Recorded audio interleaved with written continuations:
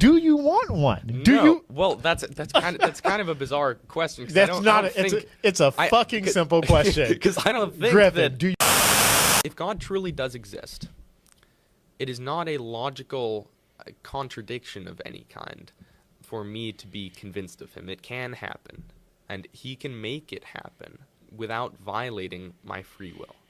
So why doesn't he? I don't understand how. I do not understand how your statement of he can make it happen without violating my free will is not violating your free will. In some ways, you are almost demanding of God. You're almost demanding to put yourself in the position of that deity to say, if but only you did this thing, I, Griffin, would now come aboard your train. That again, hubris is the word of the day.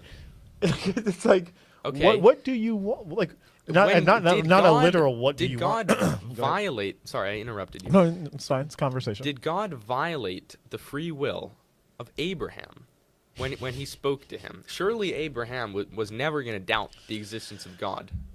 You say surely meaning what? You say surely meaning what, Griffin? Well, God spoke to him. Yes, he did. So that seems pretty compelling on Abraham's part. So you want, but it seems obvious that Abraham's free will wasn't violated. This is the hubris moment. So you keep saying hubris. Yes, Where is the hubris? Because you're waiting, and now that I'm hearing it even more, you want your Abraham moment. You want to speak to God. No, but my point is, was it unfair of God was it unfair of God to give Abraham an Abraham moment and to say, here I am. He didn't violate his free will. I don't judge whether or not that was fair or not.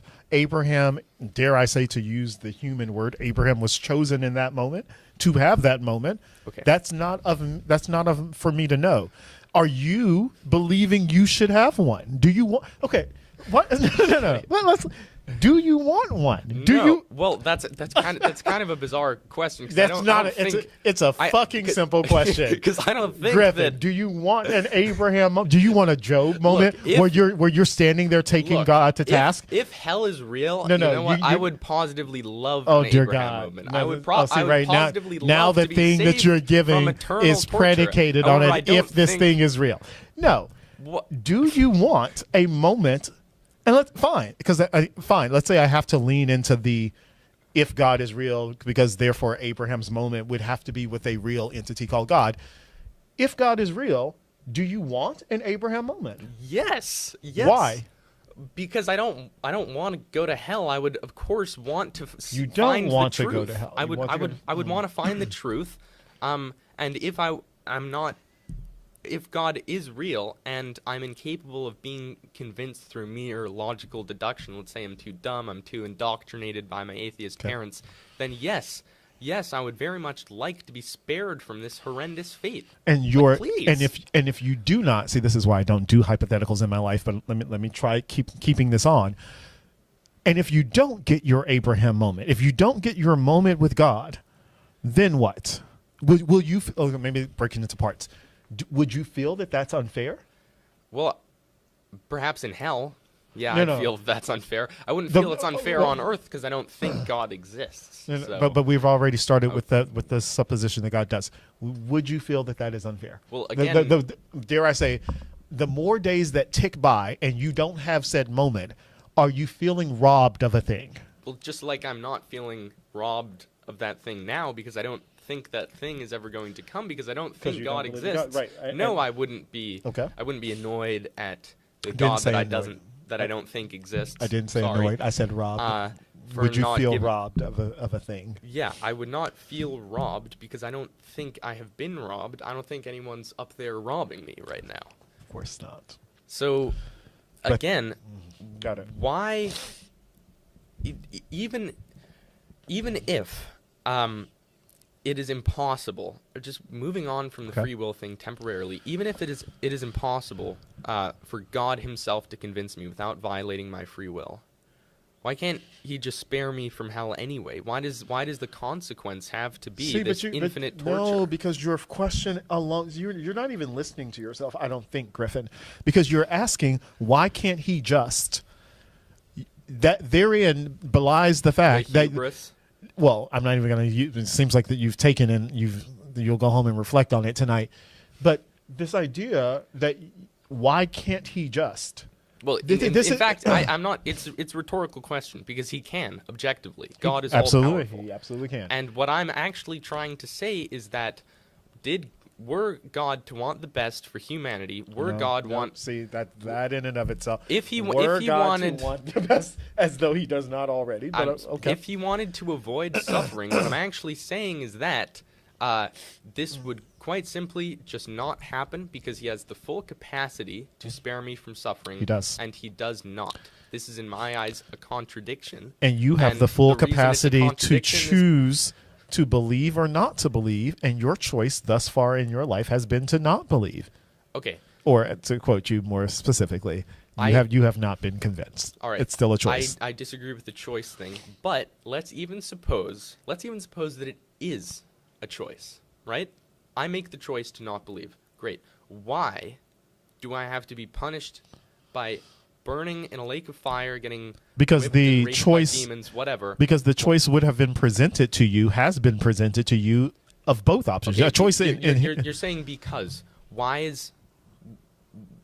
do I have to be punished?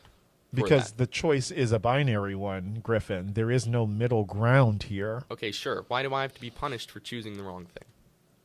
Because you had a choice for the right thing, Griffin. Yeah, and I failed. But why do I have to be punished for that? Because you had a choice and chose not to choose the right thing, Griffin. Why is this? But you're not answering my question. I'm asking. Why, I'm answering. Why am I punished for choosing the wrong thing if the punishment is not necessary? As a matter of fact, you don't believe the punishment is necessary.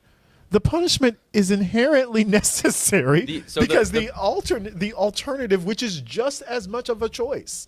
It is not as though one choice is sort of being handed out begrudgingly of like, I guess I'll kind of give you a little taste of heaven. You have just as much, I have just as much of a choice for both of those options.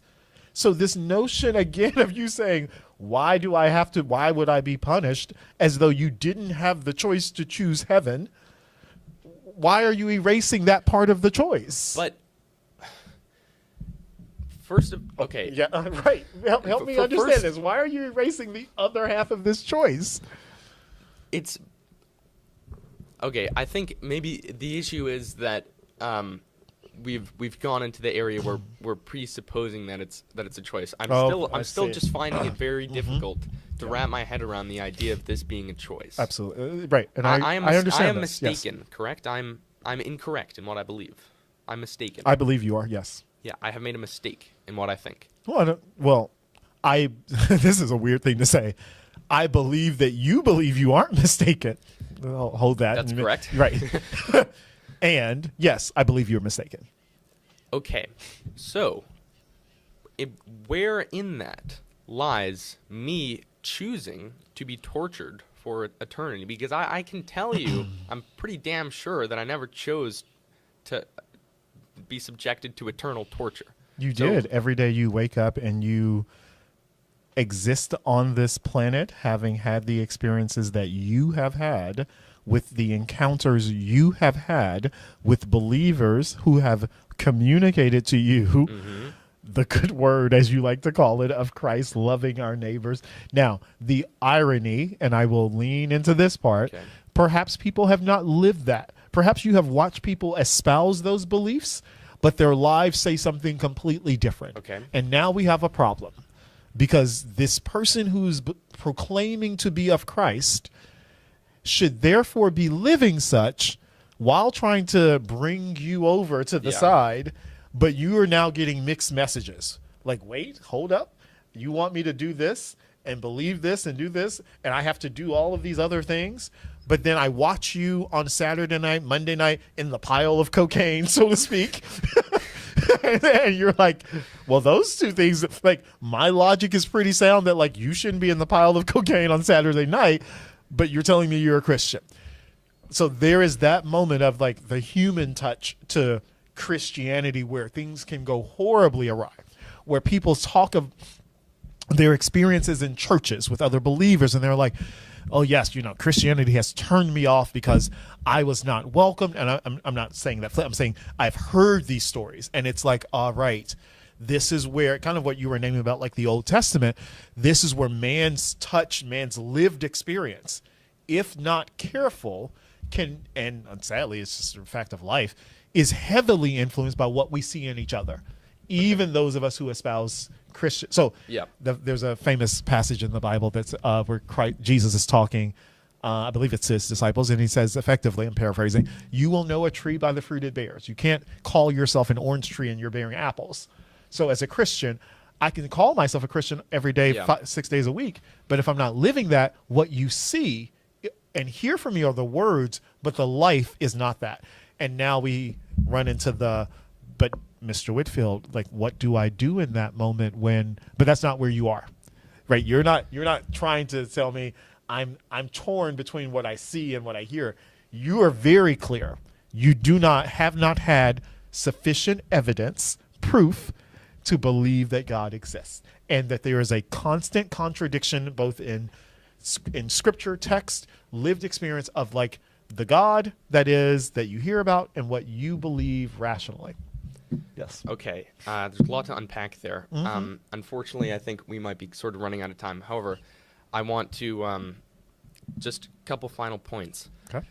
So you are saying again and again, this is a choice, that what you seem to be saying, in fact, is like, well, I mean, how could I not believe this at this point after having been to church a number of times? No, I'm not saying how could you not. The only way that I could not is by actively choosing to not. That's believe. not what I said. Is that what you're saying? That is not what I'm saying. I understand that's what you may be hearing, but I choose my words.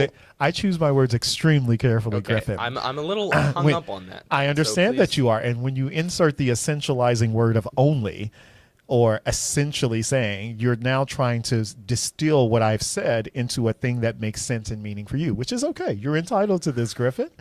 What I am not of the mindset that is the only way that this could have played out. I do believe it is still a choice that you are making. I believe that choice may be more subconscious for some people, i.e. you, than others. I do believe there are people out here who are consciously making the choice. From what I've heard from you, I don't take it to be a conscious, I wake up, Mr. Whitfield, every morning attempting to disprove God.